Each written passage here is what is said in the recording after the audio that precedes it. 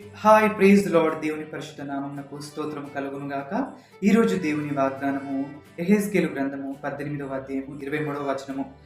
దుష్టులు మరణం నొందుట చేత నాకెంత మాత్రమైన సంతోషము కలుగునా, వారు తమ ప్రవర్తనను దిద్దుకొని బ్రతుకుటయే నాకు సంతోషము. ఇదే ప్రభువకు యెహోవా వాక్కు. ఆమేన్. హల్లెలూయా. అవునండి, దుష్టులు అంటే ఎవరైతే దేవుణ్ణి ఎరగని వారిగా ఉన్నారో, దేవుణ్ణి ఎరిగి కూడా వాళ్ళ చూపుల ద్వారా, వాళ్ళ మాటల ద్వారా, వాళ్ళ ప్రవర్తన ద్వారా, వాళ్ళ చేతుల ద్వారా తప్పులు చేసి దేవునికి దూరంగా వెళ్ళిపోయి జీవిస్తున్న వారిగా ఉన్నారో, వారట మరణించుట, వాళ్ళు నాశనం అవుట దేవునికి ఇష్టం లేదటండి. దాన్ని బట్టి దేవుడు సంతోషించే వాడిగా ఉన్నాడట. వారు తమ ప్రవర్తన దిద్దుకొని జీవించటే నాకు సంతోషమని దేవుడు ఈరోజు తన వాక్యం ద్వారా సెలవిస్తున్నాడు.